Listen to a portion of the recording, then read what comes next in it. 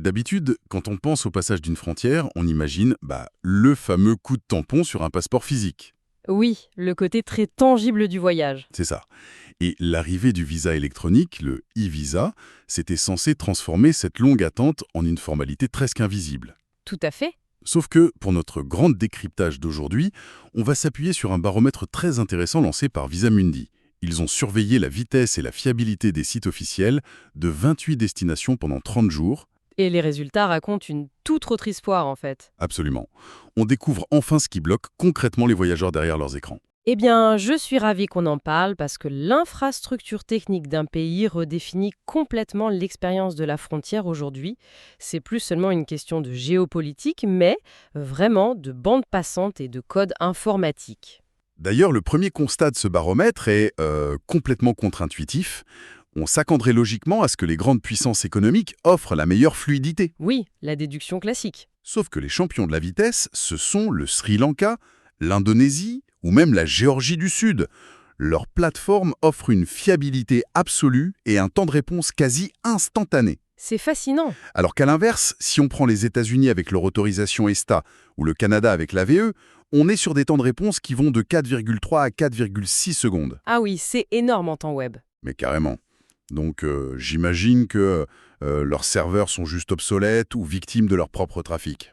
Eh bien, c'est ce qu'on pourrait croire, mais la réalité est strictement inverse. Ce n'est pas du tout un défaut de serveur, c'est un délai qui est purement intentionnel. Attendez, c'est fait exprès? Exactement. Pendant ces 4,6 secondes, le système nord-américain ne charge pas bêtement une page. En arrière-plan, il effectue un nombre incalculable de requêtes. Ah, je vois. Il va interroger les bases de données d'Interpol, les listes d'interdiction de vol, et il croise des données de sécurité internationale pour calculer un score de risque. D'accord. C'est comme arriver à l'aéroport et faire face à un douanier extrêmement méticuleux qui, en l'espace de 4 secondes, passe 3 appels internationaux, vérifie un casier judiciaire, épluche les relevés d'identité. C'est exactement ça, au lieu d'une simple porte automatique qui s'ouvre. Mais le problème, c'est que ça donne l'impression que le site a planté. Et voilà le véritable danger. C'est le comportement humain face à cette latence. La plupart des utilisateurs voient l'écran figé pendant 4 secondes, ils paniquent, et ils appuient sur la touche F5 pour rafraîchir la page. L'erreur fatale. Techniquement parlant, oui. Rafraîchir la page, ça interrompt la requête en cours et ça en renvoie une nouvelle. Donc le serveur, qui était en plein enregistrement des données de sécurité, perd totalement le fil.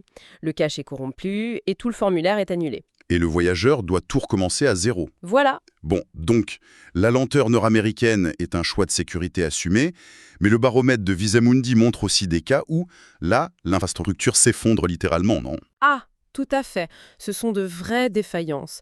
Par exemple, les serveurs du Myanmar sont inaccessibles un jour sur 3.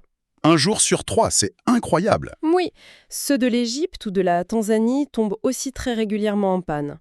Et sur les sites de la Côte d'Ivoire ou du Cameroun, les passeports scannés sont massivement rejetés parce que les fichiers sont jugés trop lourds. Trop lourd, mais on est à l'ère du haut débit. En fait, il faut comprendre la structure de ces plateformes gouvernementales. Beaucoup reposent sur ce qu'on appelle des systèmes hérités. C'est très vieillissant.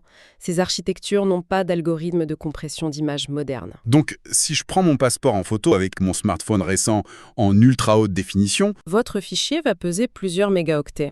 Le serveur du gouvernement, lui, il est conçu pour traiter de tout petits documents de quelques kilooctets.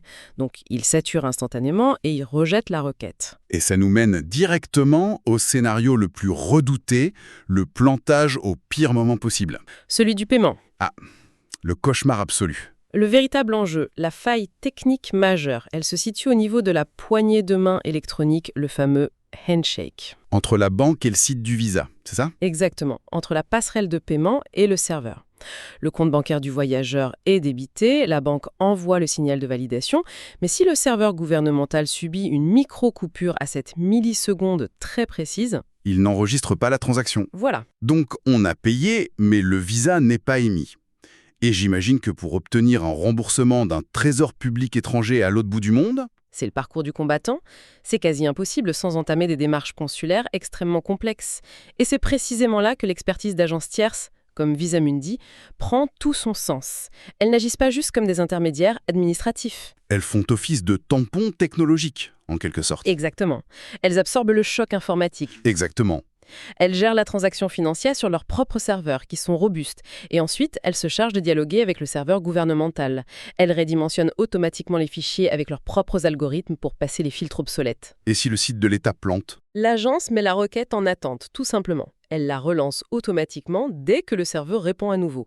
Donc le voyageur ne subit aucune double facturation, c'est sécurisé. Donc le passage d'une frontière commence bel et bien sur un clavier aujourd'hui.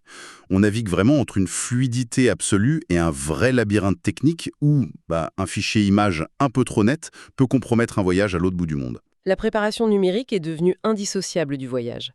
Cette frontière électronique est souvent bien plus difficile à franchir que la frontière physique. Et ça soulève une réflexion finale que je trouve assez fascinante.